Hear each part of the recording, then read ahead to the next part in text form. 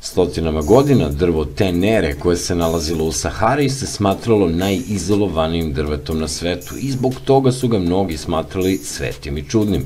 Evo i 5 misterioznih činjenica o ovom neverovatnom fenomenu. Drvo je stajalo potpuno samo, okruženo kilometrima peska, a najbliže susedno drvo bilo je udaljeno čak 400 kilometara. Ali nekim čudom, pored svog tog otvorenog i praznog prostora u Sahari, jedan pijani vozač kamiona se 1973. zabio u drvo i bukvalno uništio ovaj neverovatni unikat. Tenere, područje severoistočnog Nigera, je nekada bilo prekriveno vegetacijom i kada je drvo tenere rođeno pre oko 300 godina, ono se nije posebno isticalo jer je bilo okruženo zelenilom i mnoštvom drugih stabala, ali pesak Sahare je uskoro počeo da zauzima celo područje, koje je postalo smeđe i suvo kao i ostatak pustinje. Podzemne vode su presušile, samo drveće sa najdubljim korenjima je imalo bilo kakvu šansu da preživi, a takvih nije bilo mnogo. Kako su podzemne vode nestajale, tako su nestajale i stabla na površini, sva osim upravo ovog. Ovo drvo je imalo najdublji koren koji je zauzimao oko 30 metara površine, što mu je dozvolilo da preživi i najekstremnije uslove Sahare.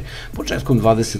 veka sva vegetacija oko njega je potpuno nestala, a najbliže susedno drvo je bilo udaljeno čak 400 km, zbog čega je tenere i proglašeno za najizolovanije drvo na svetu. Kako su godine prolazile, putujući karavani su prolazili pored naizgled nemogućeg stabla, kojem su se redovno divili, te koje su proglasili Božjim čudom. Ubrzo, nakon toga, nauka je objasnila postojanje drveta. Ono jednostavno ima taj duboki koren koji dopire do podzemne vode.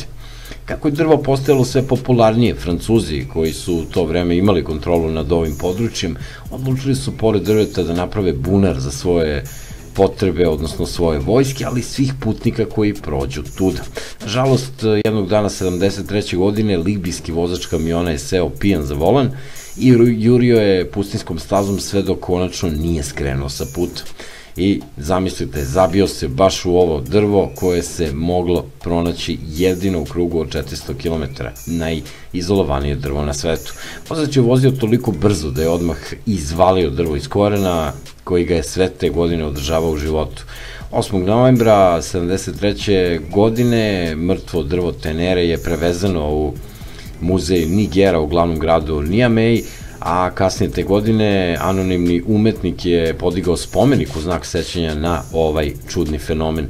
Napravio ga je od recikliranih cevi, bačvi od nafte i odbačenih automobilskih delova, a veruje se da je želeo da skrene pažnju na to kako mehanizacijom i neoprezom uništavamo prirodu oko sebe. Spomenik i danas stoji na mestu gde je nekada živelo usamljeno najizolovanije drvo na svetu, čudo koje je stotinama godina služilo kao orijentir umornim putnicima.